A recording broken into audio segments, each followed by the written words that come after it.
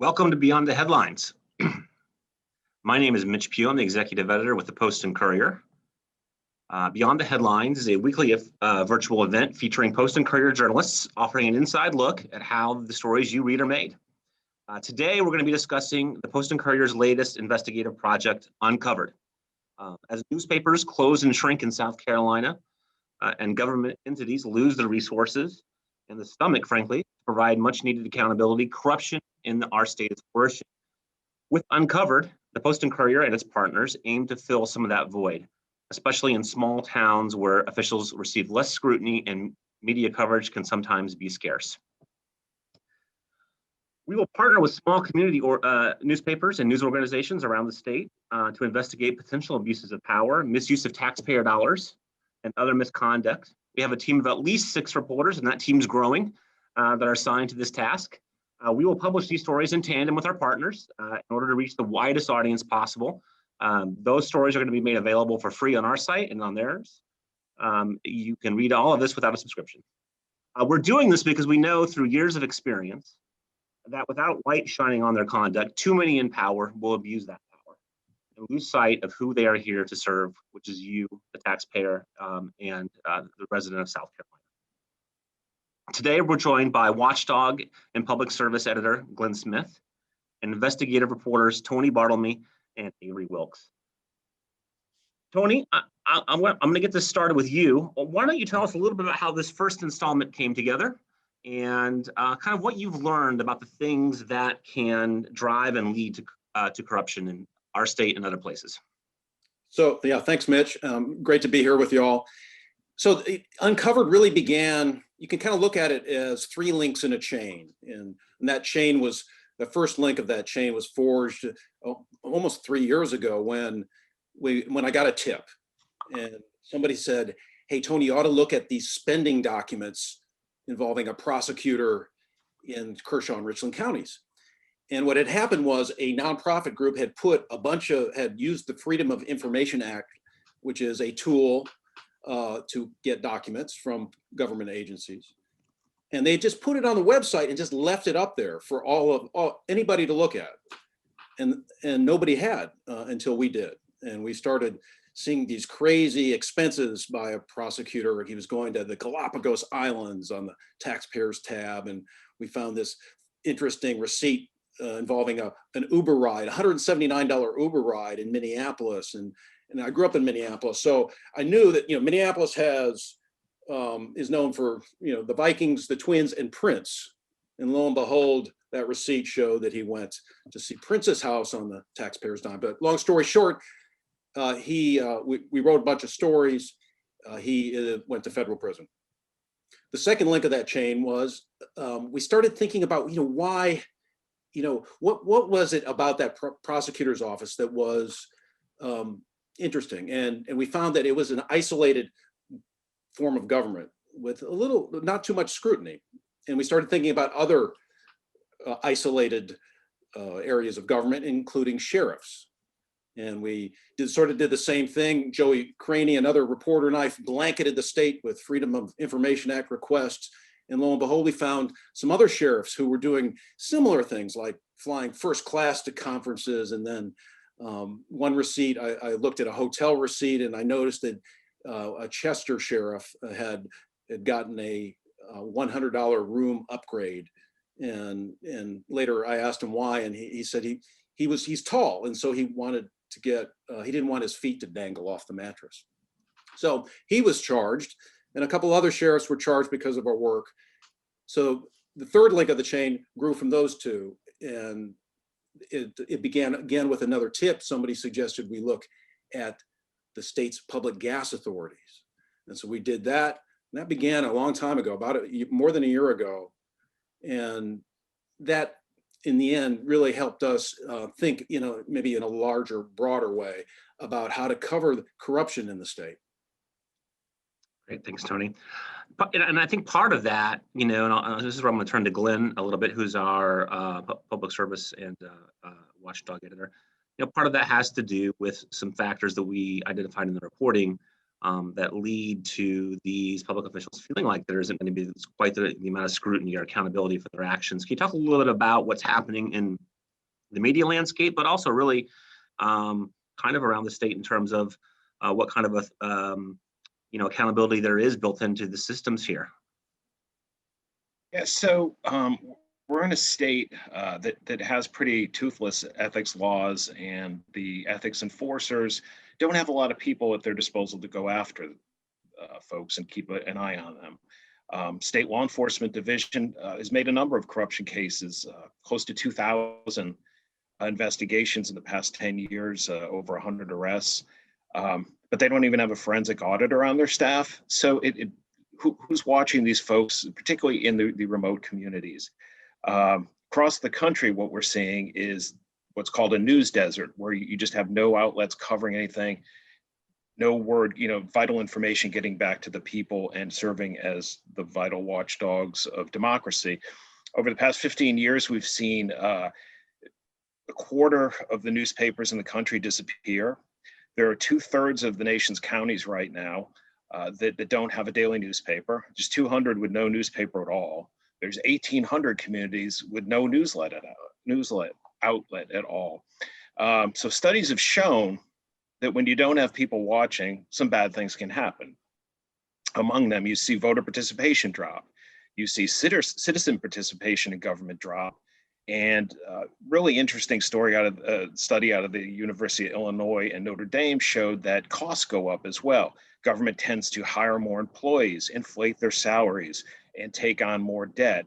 And they actually calculated it out to that it was about $650,000 in extra cost was added on to the average bond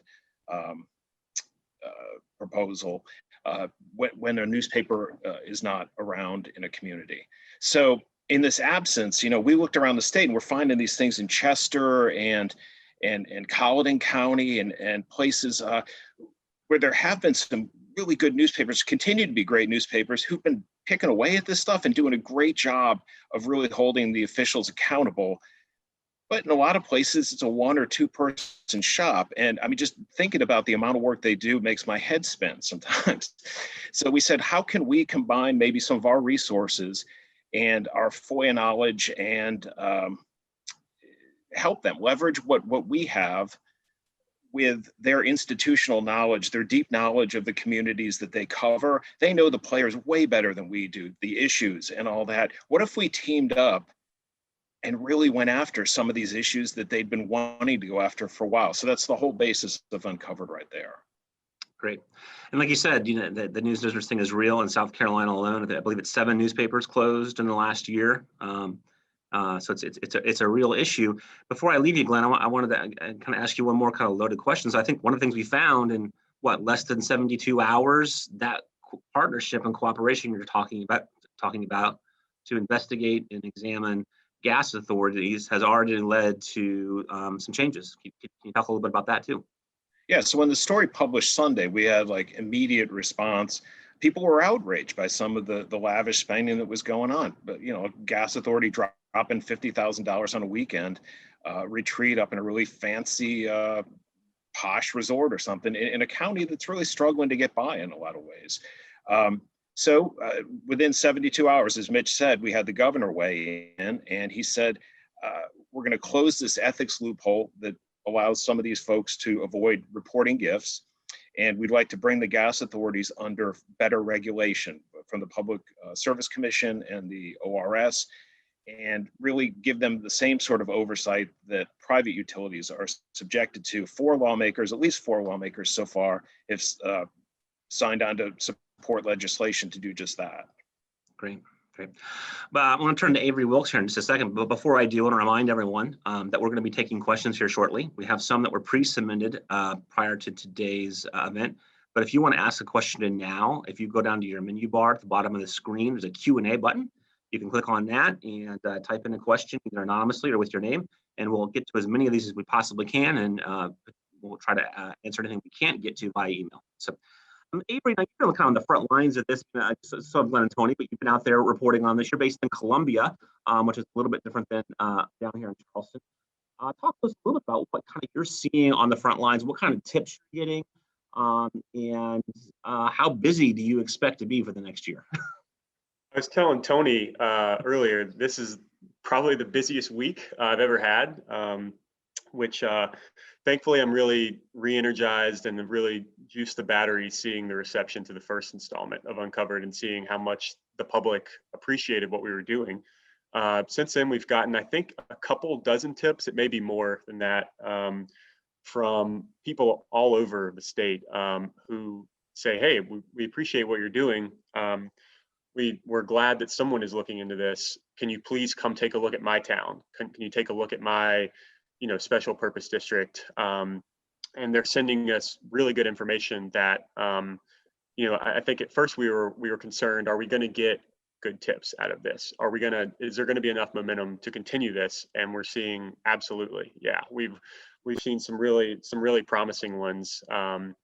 And now it's sort of a question of, all right, how do we prioritize these and how do we, in what order do we get to them? And we do plan to follow up on every piece of information we get. I did also want to say, this is something that we've been working on for more than a year now. This was, I think the first meeting I was brought into when I joined the Post and Courier in late January of 2020 was to talk about this idea. And it seemed really ambitious at the time. And I think it was. And we chipped away at it for probably a month and a half before COVID hit. And we had to kind of refocus on other things. We picked it back up in probably November or December and decided we really want to get the ball rolling again. But one of the things that I was struck by was, the first installment was, fairly long, fairly lengthy, a lot of information, but the amount of work that just went into every single fact, every single line, every paragraph of that story, you would not believe, even before we got to the very grueling, very rigorous fact-checking process. It was Joey and I, Joey Craney and I here in Columbia, I don't know how many hours we spent going through ethics records, recounting by hand the number of cases that happened each year and were investigated, just to have the number in that initial installment of how many officials, how many cases were investigated, how many of them were serious. We created databases, we created these lengthy Google Docs of notes. It was just a ton of work, took a lot out of this. So it has been really nice to see this received so well. You mentioned the work that goes into this, and I think that's something that not everybody who reads the paper understands is the spreadsheets and the piles of documents. But one of the things I thought was really interesting, and you kind of alluded to this a little bit, and you can address this, or maybe Tony, but one of the things we heard early on from the Ethics Commission was making these records, these things that you guys were pouring through, you and Joey, more available, I guess, to the public and more transparent, just really wasn't possible. That it was too much work. They couldn't take all these records and put them on a website in a form that the public could easily search. Talk about how we had just decided to address that and what the result was. Well, so this was something that Joey Craney here in Columbia and I worked on. Initially we were trying to look at issues of wrongdoing, of corruption. We didn't really automatically know where to look. So we looked, we read through thousands of pages of news clippings. We looked at the Ethics Commission as a place where we could find that stuff. And we found that it was really tough to quickly search through and try to find the conduct that we were looking for. Basically, the Ethics Commission releases a bare bones, like Tony mentioned, less than a phone book directory of names alphabetically and dates and case numbers. You don't know who these people are, who they worked for, what they were accused of, how their complaints were resolved, any of that. So we ended up submitting multiple Freedom of Information requests to the Ethics Commission. At first for a decade's worth of cases. We were told that would be way too huge a request, way too much work for them to pull. So we had to keep narrowing it. We requested 1 year's worth of cases. And we also requested just don't send us anything related to campaign filing paperwork issues, things that aren't really corruption, wrongdoing, misconduct type issues. They're more just paperwork problems.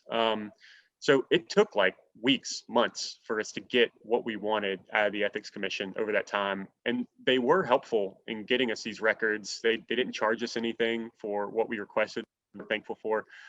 But it's not what you would want in terms of public transparency and disclosure. You don't want a system where a citizen who doesn't work at a high-powered news outlet has to go through all this work just to find out, before voting, whether the person that they're voting for has had a history of misconduct. So I think that was something that we wanted to address in this story. And if we could try to find a way for these documents to be more open to people and to be more transparent. I'll let Tony take it from here if he wants. Yeah, no, so it shouldn't be that hard for the public to see who's running afoul of ethics laws. And so we basically did it.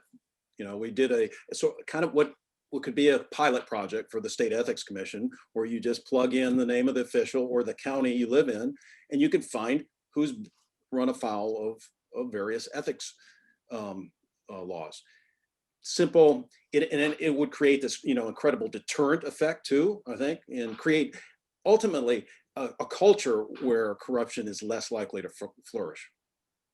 Great. Yeah, I think it took us a couple days once we had the records to put that database together. So, all right, well, I'm going to jump into some questions. So we got a lot of good questions, some that came in ahead of time and some that came in as we were talking. I'm going to grab a couple from kind of the pre-submitted list. I like this one from Adela Jo Marshall, and I like the way she frames it. Since corruption in South Carolina is older than sin, how does a team prioritize and select what's going to be recovered and covered and what's going to be investigated? Who wants to take that one? Glenn?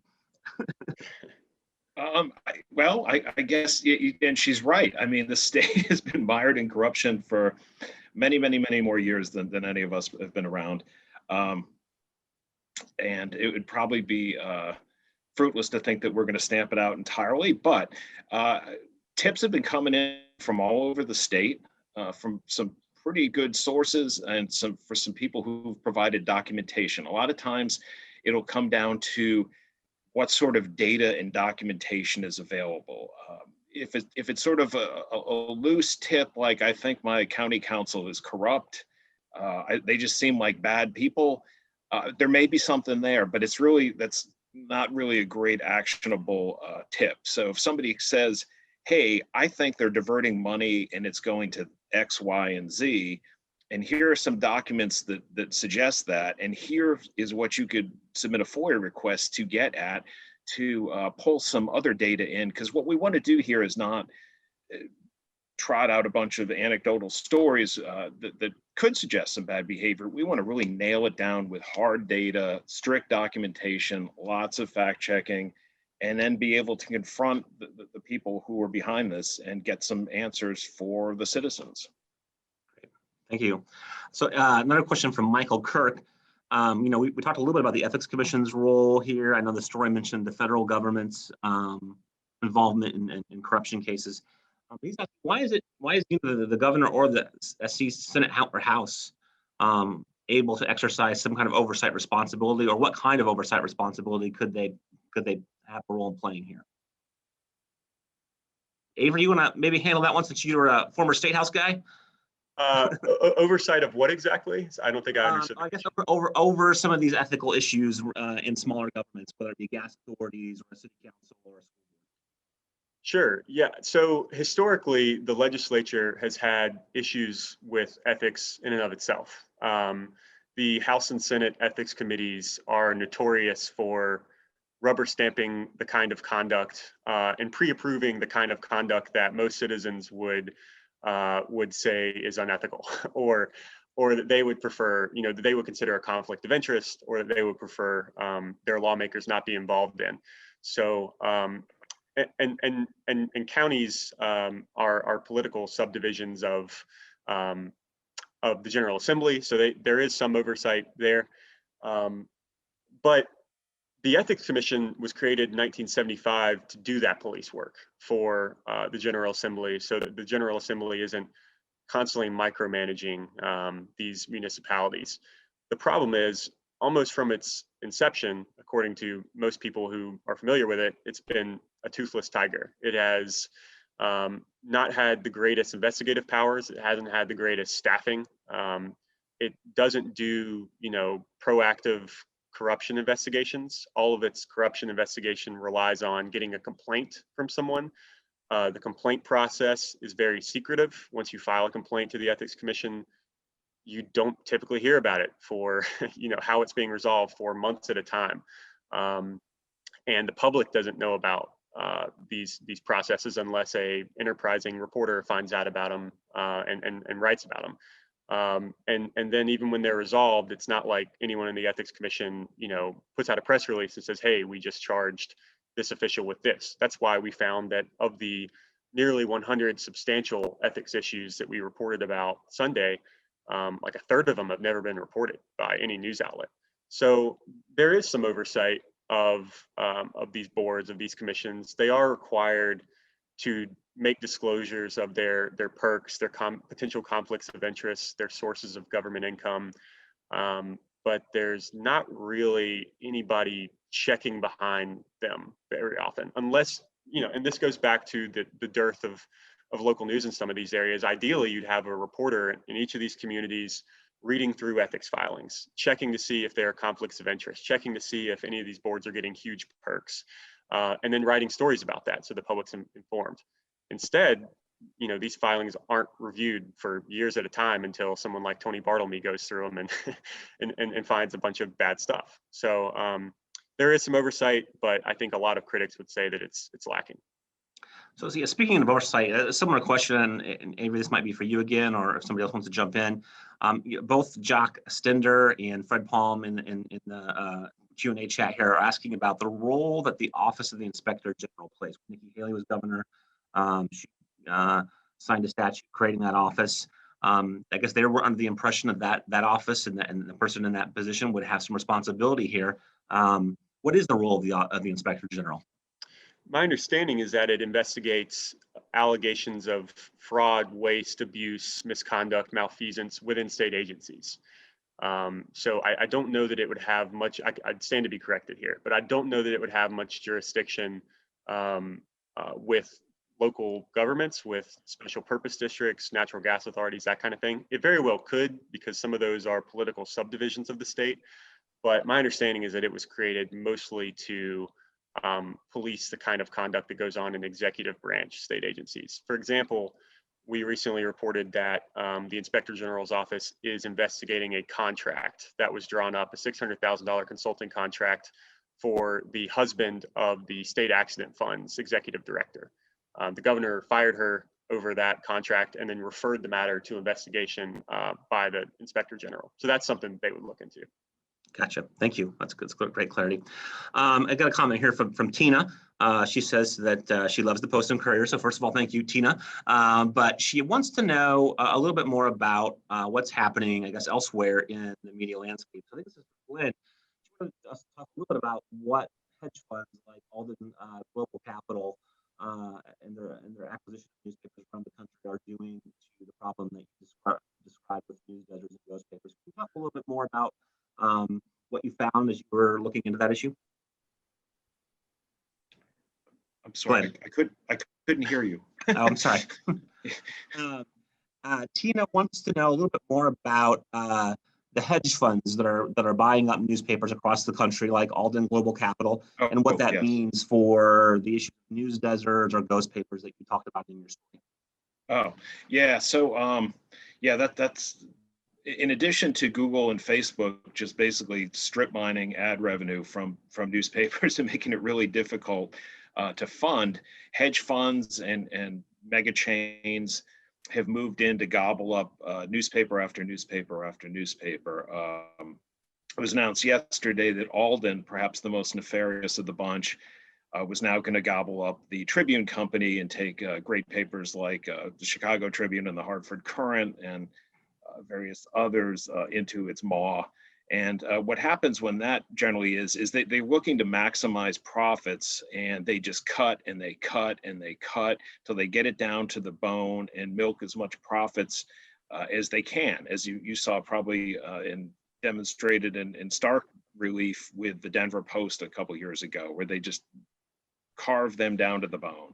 So what happens when you get that is you don't have enough reporters to go out and cover these stories. I mean, if you're on a bare bones staff, you don't have time to spend weeks pouring through 10,000 emails or grinding through just big piles of documents looking for little clues. You are just humping it day in and day out, just trying to hit the top line news. And it's not to say that there aren't great, talented people at those papers, because there are. There's some fantastically talented people at those papers, but they're really up against the wall by a corporation and hedge funds that just see profits is really the bottom line.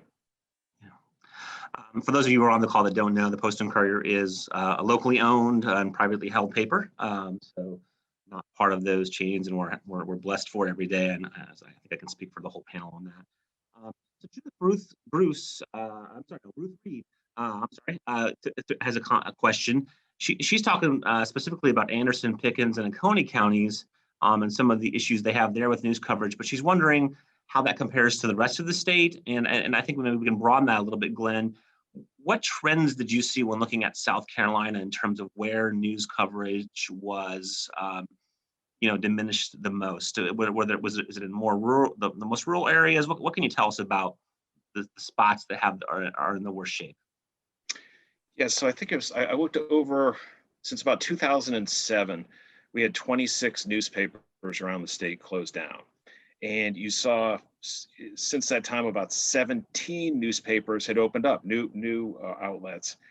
In some cases, those are very robust outlets that are covering the communities. In some cases, they're more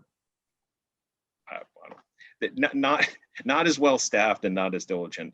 And I guess the bigger trend I saw was that some communities now were getting 2, 3, or even 4 newspapers, where other communities were getting none. Places like Lake Wiley and Whitmire and some of the places up in that reader's area there. And so there's some places that really just don't get much at all other than the top stuff. Gotcha. Thank you.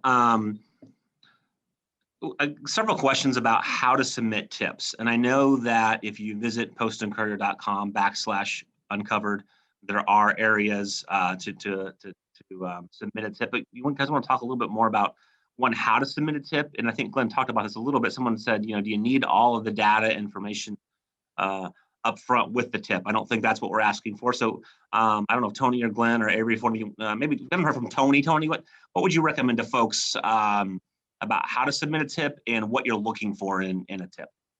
That's a great question. And I would suggest 2 things. One is just call us, and you can find our contact information at the Post and Courier, or email us, and you can find the information there as well. We also, on our webpage for this Uncovered project, we have a tip submittal form that you can use. But I think the important thing to also remember is what kind of tips are valuable, and the more specific that you can get with a tip will help us. So that means if you have any documentation or anything really tangible that we can really run with, then that tip is really going to be meaningful to us, and we will run with it.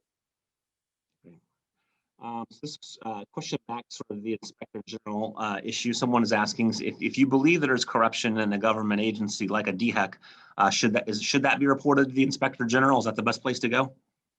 Yeah, you could also tell us about it. Yeah. Of course. Of course, you could talk to SLED, you could talk to the Ethics Commission, you could talk to the Inspector General, but I would encourage you to just also talk to me. So thank you.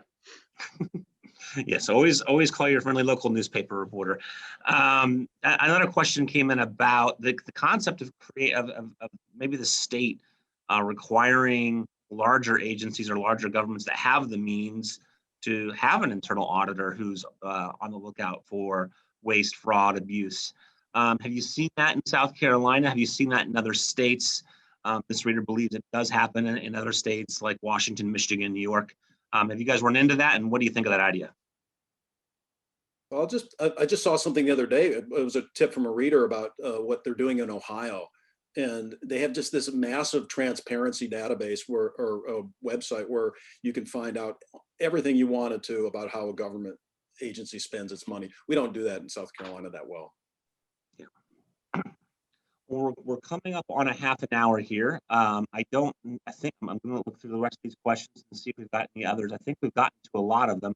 I did want to ask a little bit about, I know we've got a lot of stuff coming and we don't want to give away who and what we're investigating for sure, but Glenn or Tony, do you want to talk a little bit about what readers might expect and how frequently they might expect to see updates?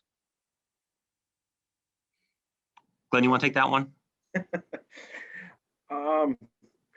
Well, it's really going to depend. We've got a ton of tips, right? And some of these I think might be able to be ferreted out fairly quickly. Others are going to take Freedom of Information Act requests and quite a bit of time. The way the state FOIA is set up right now, if you ask for anything older than 2 years, which some of this stuff is pretty valuable to get, you have to wait 20 days for a response, and they can take 2 months to get the actual documents to you. And after a change in the FOIA a couple of years ago, they can now charge through the roof for those kind of funds. We've been quoted anywhere from, $300, $100 to $3,000, or one request, as Mitch remembers well, from a couple of years ago, we were quoted $225,000 to get access to a police database. We ended up going to court over that. So some of this stuff is going to take a while to get to. So I think this week we saw some immediate impact right after the story. And then Anna Mitchell came right back with a really interesting take on a retreat plan by a trash utility up in the Greenville area. I might be able to hint that we have something coming down the road pretty soon from Avery and Joey that's going to be kind of eye-opening. And we've got some other things in the works. So I would hope that we'd have it on a fairly regular basis, but do understand that these things do take quite a bit of time to get to the bottom of. And then as Avery and Tony both talked about, once you have those records and think you know what happened, you've got to go through the fact check process, which is quite tedious. I've got a question here that I'm going to try to take a stab at starting to answer as we wrap up, and it's from Roberta, and she wants to know what our position is on newspapers becoming nonprofit organizations and raising money from the readers. And it's funny you should ask that, Roberta, because if you were paying close attention to what else was on our front page last Sunday, in addition to this great project from Tony, Glenn, Avery, and the team on corruption in South Carolina, the Post and Courier did launch a campaign to raise $100,000 over the next 100 days through the Coastal Community Foundation. So those are tax-deductible donations, and that money will be spent on projects like this. Post and Courier is not alone. Traditionally, for-profit newspapers are definitely getting more involved in fundraising for things like investigative journalism, which, there are certain aspects of what we do, whether it might be business reporting or day-to-day, City Hall reporting, that we can sustain and support through the subscriptions of our readers. And then there are other projects like this one. Glenn just talked about it, getting quoted, tens of thousands of dollars for documents. But, obviously we're not going to pay those, but, every $300, $400, $500, $600 quote for a record that ought to be public, that ought to be, any member of the public ought to be able to walk in and just be handed, is a real problem. So this kind of work, the kind of work that we did on this project, is not only important, it's incredibly expensive. The first installment alone was more than $35,000. We do our best to make up that money in subscriptions, but it can't possibly cover everything that we are doing. We are definitely getting into that. We believe that's going to be an important piece of our future. We believe that journalism and this company, the Post and Courier, is a privately held company, has always believed that journalism is at the heart of our business, that's what people are coming to us for, is that news and information that's vital to the community. And the way that we're going to continue to support that into the future with the world changing around us is through digital subscriptions and generous donations from folks like you. So we think that's going to be a big part of our future. I think we support that. And that, which brings us, I think we're going to try to wrap up here. Before we do that, I did want to say to everybody here, thank you. Thank you for coming on today, listening to us talk about this, asking great questions. If you're a subscriber, or a donor, thank you.